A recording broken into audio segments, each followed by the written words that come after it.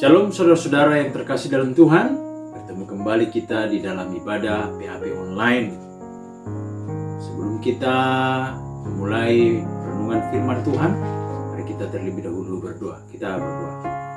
Bapa di sorga, kami bersyukur buat kebaikan-Mu oleh karena anugerah yang Kau berikan kepada kami sampai saat ini Tuhan.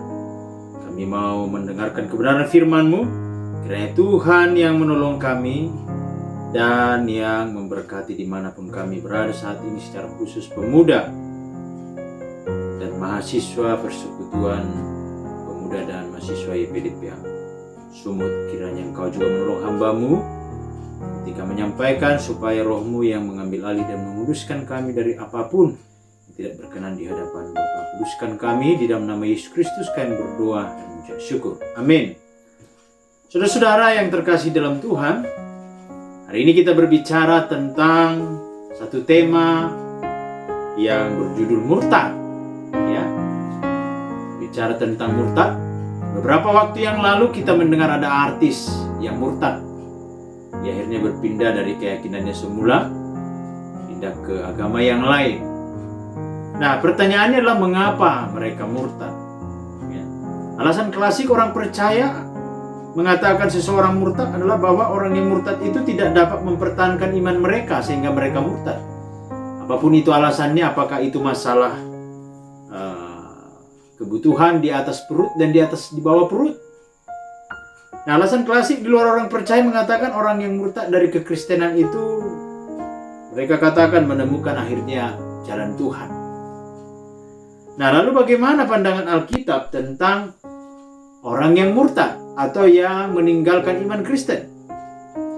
Nah, masalah murtad dan tidak murtad ini memang berhubungan dengan keselamatan. Karena Alkitab berkata, orang yang percaya di dalam Yesus Kristus mengalami yang namanya keselamatan. Nah, artinya ketika dia menyangkal Yesus, maka dia kehilangan keselamatannya. Jadi murtad dan tidak murtad ini berbicara selalu berhubungan dengan keselamatan. Nah, ada dua pandangan saudara-saudara mengenai orang-orang yang murtad ini. Nah, pandangan yang pertama mengatakan bahwa keselamatannya dapat hilang ketika dia murtad. Jadi orang-orang ini mempunyai pandangan bahwa keselamatan itu bisa hilang. Nah, mengapa mereka mengatakan bahwa orang yang percaya bisa kehilangan keselamatannya? Nah, yang pertama, serangan mereka adalah terhadap kelompok yang mengatakan bahwa sekali selamat tetap selamat. Sehingga ada yang namanya hiper pemahaman terhadap konsep ini. Sehingga ketika mereka memahami bahwa sekali selamat tetap selamat, bahwa mereka akhirnya mempunyai pandangan, oh kalau begitu bebaslah berbuat dosa. Itu sebabnya kelompok yang mengatakan keselamatan dapat hilang ini, mereka menyerang dengan pemahaman bahwa yang mempunyai pandangan sekali selamat tetap selamat, mereka ini biasanya menyalahgunakan anugerah itu. Nah, serangan yang berikutnya adalah serangan terhadap pandangan yang percaya adalah serangan terhadap pandangan yang mempunyai pemahaman bahwa orang-orang percaya itu adalah orang-orang pilihan. Nah, artinya ini sebenarnya tidak adil menurut mereka. Kenapa? Karena bagaimana dengan nasib mereka yang tidak adil? Yang tidak terpilih. Nah, kalau berbicara keadilan memang tidak seperti yang kita pikirkan ya. Karena Yesus mengalami yang namanya penderitaan di kayu salib. Apakah menurut kita adil? Padahal dia bukan yang berdosa tetapi manusia. Jadi kalau berbicara keadilan terhadap Allah memang sangat dilematis. Nah, lalu yang berikutnya, pandangan ini mengatakan bahwa di dalam Alkitab ada perumpamaan yang pernah dikatakan oleh Yesus tentang penabur. Ada seorang penabur yang menaburkan benih, ada yang jatuh di jalan lalu diambil oleh burung, ada yang jatuh di bebatuan yang sedikit saja bertumbuh lalu mati, ada yang jatuh di semak ya, ada yang jatuh di tanah yang baik. Ini membuktikan bahwa ada orang-orang yang memang tidak diselamatkan oleh karena mereka mengalami penganiayaan, mengalami godaan dunia ini. Nah, mereka juga mengatakan bahwa di dalam kitab Wahyu, secara khusus ketika Tuhan berbicara kepada 7 jemaat yang ada di Asia pada saat itu, selalu diakhiri dengan kata barang siapa menang. Nah, lalu yang berikutnya adalah ketika Yesus bersabda barang siapa percaya dan lain sebagainya. Nah, ini menunjukkan bahwa ini tergantung orangnya mempertahankan imannya kepada Tuhan, apakah dia tetap beriman atau murtad. Dengan demikian, ini adalah pandangan yang mengatakan bahwa keselamatan itu bisa hilang. Nah, lalu pandangan yang kedua, pandangan yang mengatakan keselamatan tidak bisa hilang. Tidak mungkin orang percaya murtad. Kenapa? Karena bukan orang itu yang mempertahankan iman mereka, tetapi Tuhan. Itu sebabnya pandangan ini mengatakan keselamatan itu tidak bisa hilang, karena ini bukanlah karena perbuatan kita, tetapi anugerah.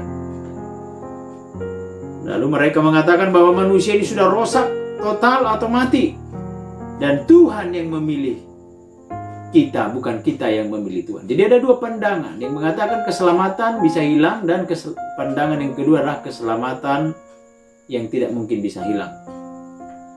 Nah, lalu yang berikutnya adalah ajaran mengenai kesetiaan di dalam mengikut Tuhan. Ada 3 bagian yang dibagi oleh beberapa pemahaman dalam setia mengikut Tuhan atau tetap percaya kepada Tuhan. Yang pertama, hanya andal manusia 100%. Jadi orang itu yang mempunyai andil 100%, apakah setia atau tidak setia. Lalu yang kedua, ada 2 andil, yaitu andil manusia dan andil Allah. Jadi ada kerjasama antara Allah dan manusia. Lalu yang ketiga, hanya andil Tuhan saja 100%. Nah, kalau berbicara tentang murtad dan keselamatan ini akan sangat panjang pembahasannya. Tetapi mari kita melihat apa kata Alkitab ya. Karena tidak mungkin Tuhan memberikan firman-Nya saling bertentangan satu dengan yang lain. Memang ada firman kayak sepertinya bertentangan, tetapi tidak. Ya. Nah, mari kita melihat di dalam kitab Yohanes 6 ayat 65 dikatakan di sana, ya. Lalu ia berkata, sebab itu telah kukatakan kepadamu, tidak ada seorang pun yang dapat datang kepadaku kalau Bapa tidak mengaruniakannya kepadanya. Mulai dari waktu itu banyak murid-muridnya mengundurkan diri dan tidak lagi mengikut dia. Maka kata Yesus kepada ke-12 muridnya, apakah kamu tidak mau pergi juga?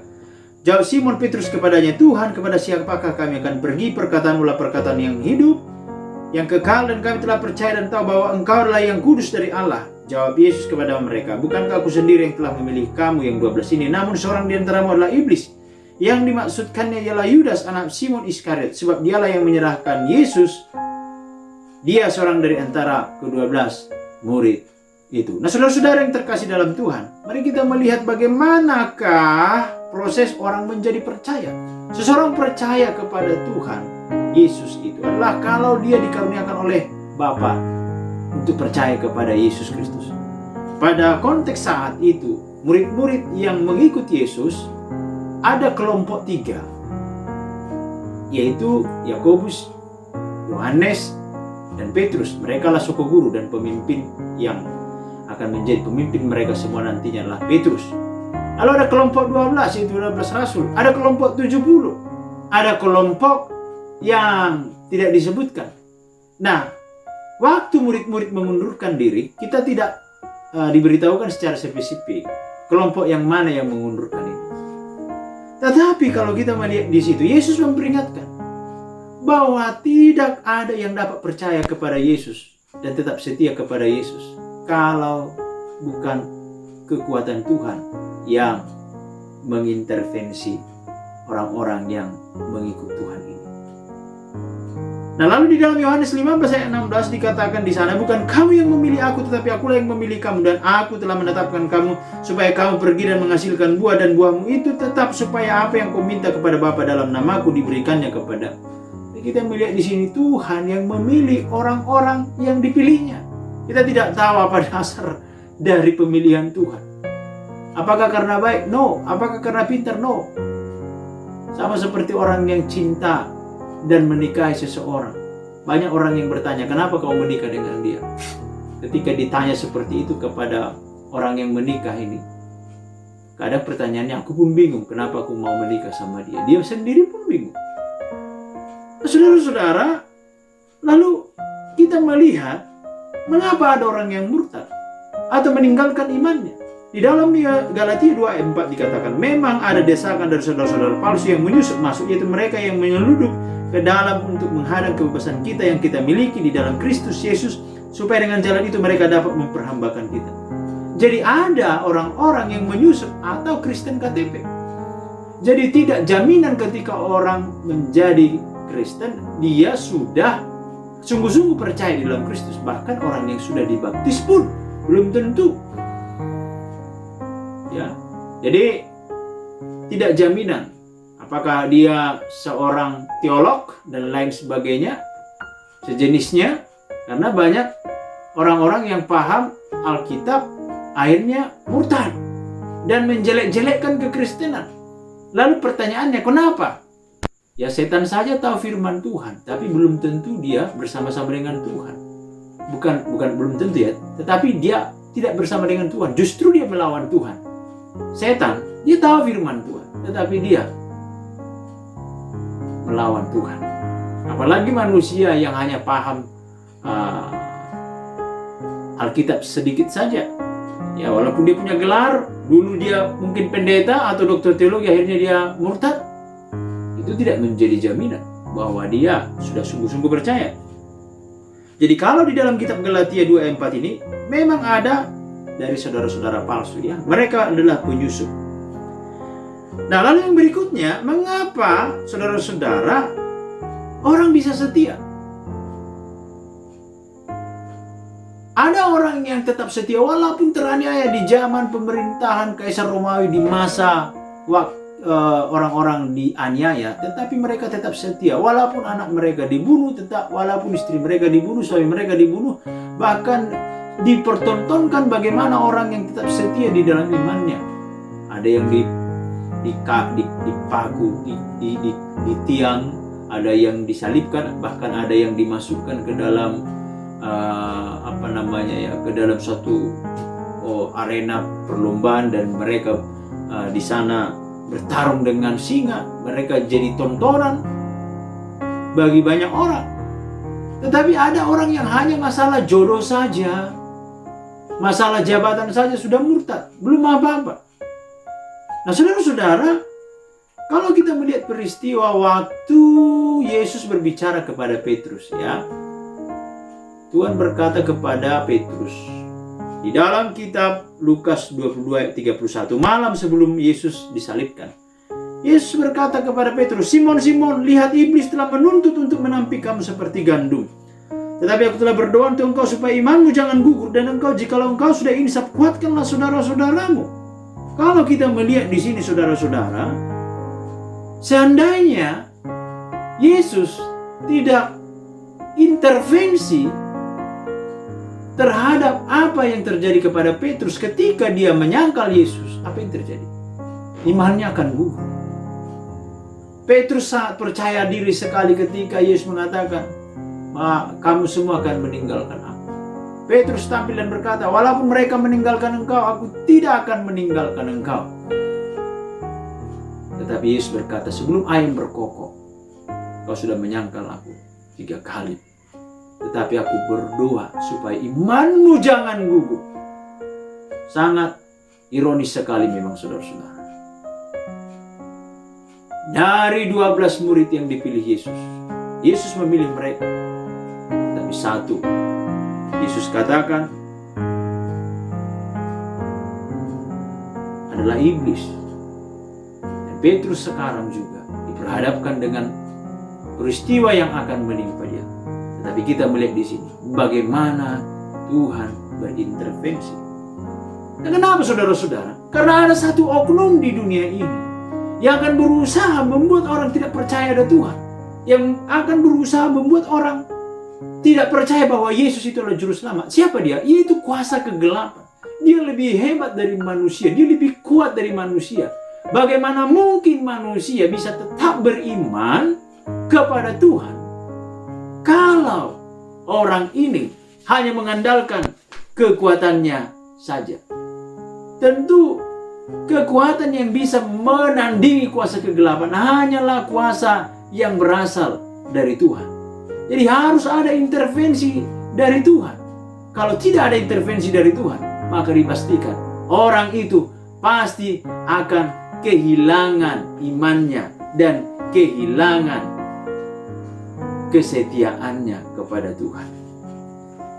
Kalau kita melihat di dalam Yesaya pasal 1 ayat 9, mengapa harus ada orang pilihan?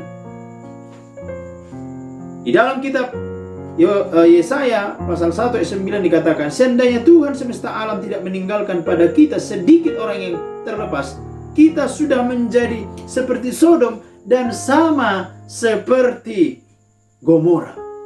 Kita melihat di sini, kalau Tuhan tidak intervensi, maka dunia ini sudah seperti Sodom dan Gomora. Kita lihat di dalam zaman purbakala, yaitu Nuh.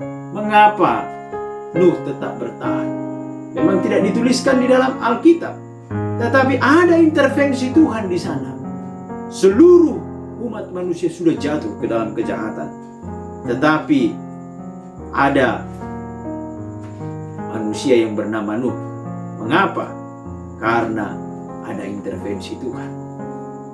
Demikian juga peristiwa yang terjadi di Sodom dan Gomora.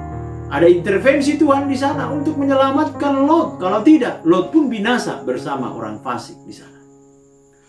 Nah, di dalam kitab 1 Raja-Raja 19 ayat 18, ya, pada saat itu kita melihat di dalam kisah 1 Raja-Raja 19 ayat 18, pada saat itu Nabi Elia telah bertarung dengan Nabi Baal. Lalu Elia akhirnya pergi ke Gunung Horeb oleh karena takut mendengarkan ancaman dari Ratu Isabel. Lalu dia mengadukan keadaan bangsa pada saat itu. Dia mengatakan, hanya aku seorang diri saja, tidak ada lagi yang menyembah engkau. Tetapi Tuhan berkata kepada Elia, tetapi aku akan meninggalkan 7.000 orang di Israel, yakni semua orang yang tidak sujud menyembah Baal dan mulutnya tidak mencium dia. Kita melihat bagaimana intervensi Allah kepada 7.000 orang di Israel, sehingga mereka tidak menyembah dan sujud kepada Baal oleh karena takutnya kepada Raja Ahab. Semua bangsa Israel telah menyembah Baal menurut Elia. Tetapi Tuhan berkata, tidak, aku meninggalkan 7.000 orang yang tidak sujud menyembah kepada Baal dan mulutnya tidak mencium dia. Dan salah satu dari 7.000 orang ini adalah Nabi Elisa. Nah, saudara-saudara, kita melihat di sini di dalam ayat ini ada intervensi Tuhan.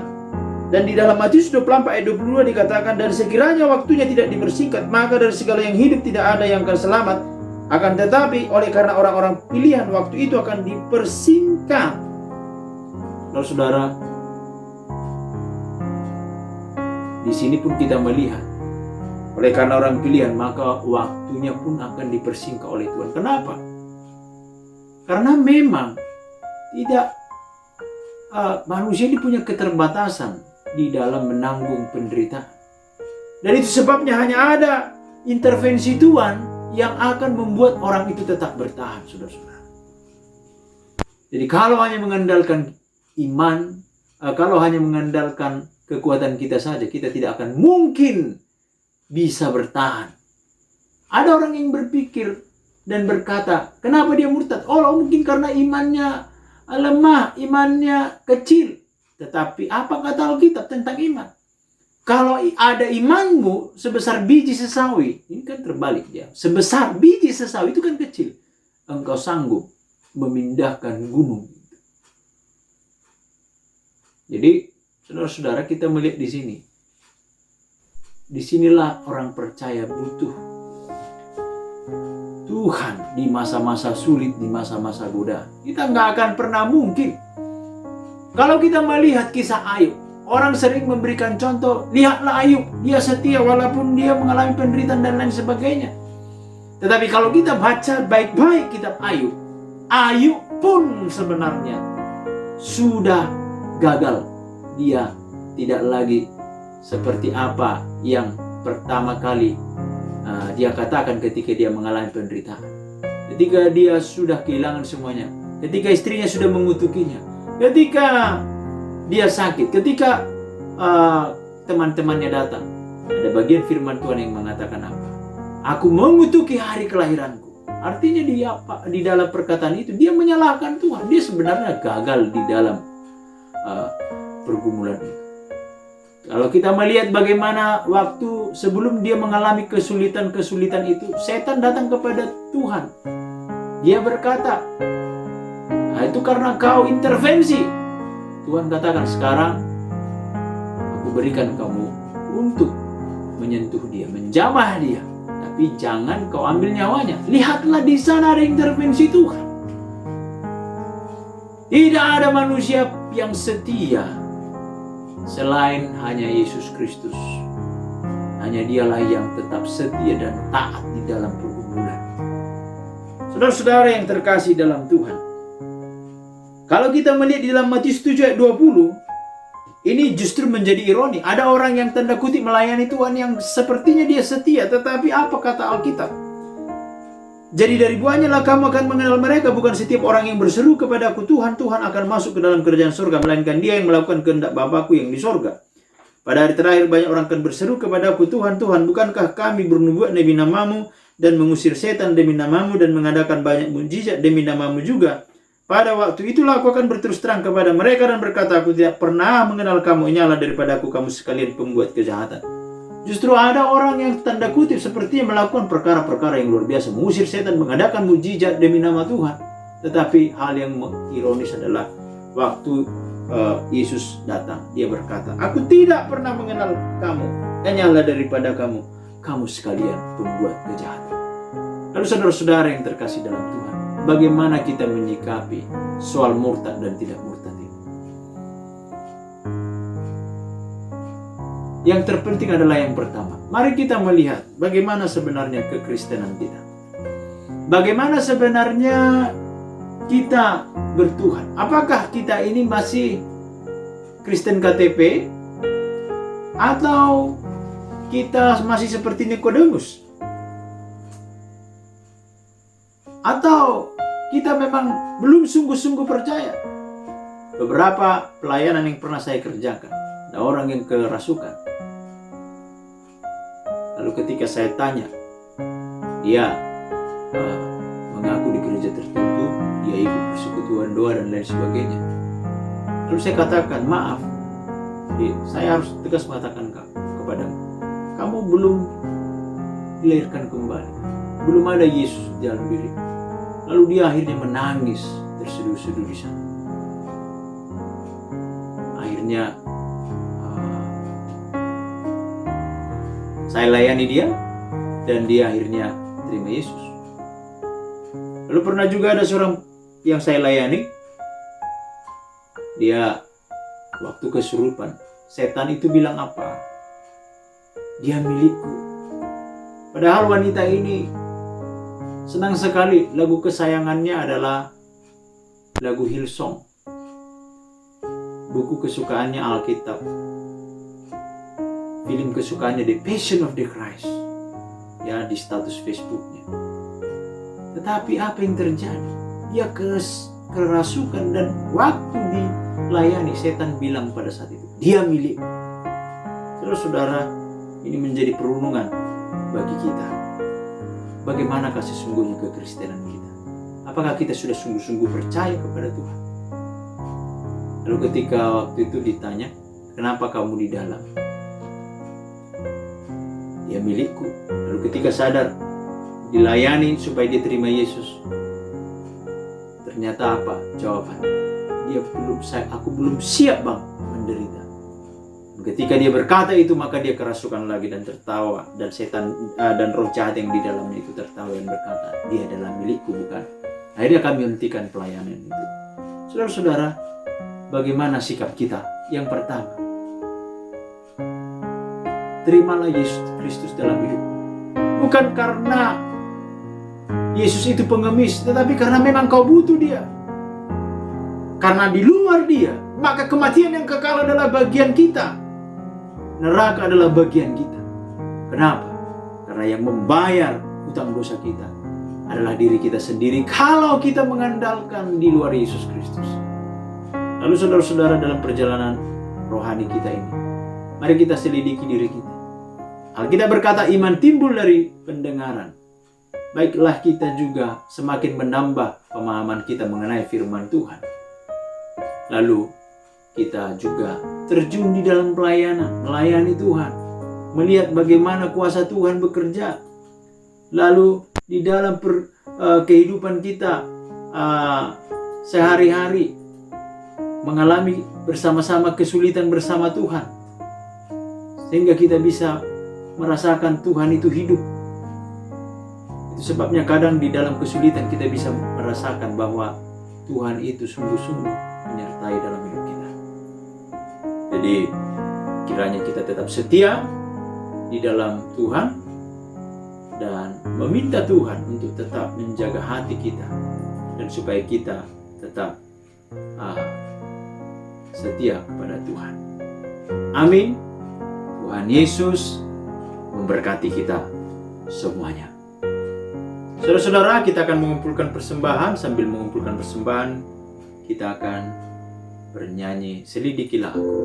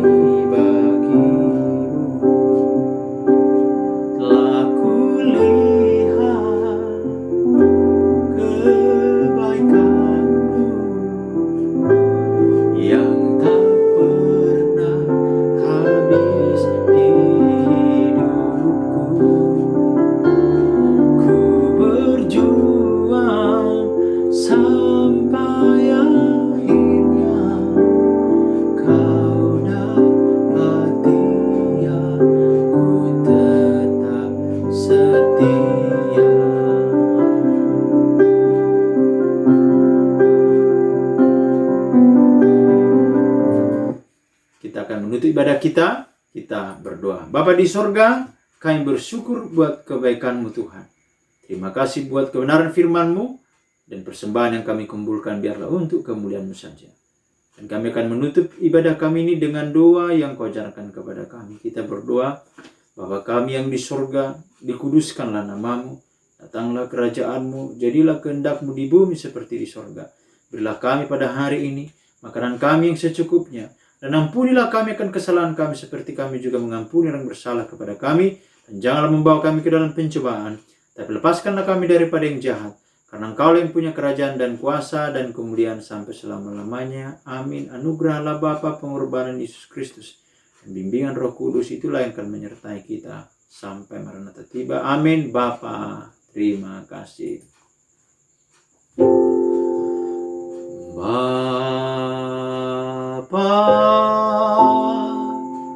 terima kasih. Bapa, terima kasih. Bapa, dalam surga. Ku berterima kasih.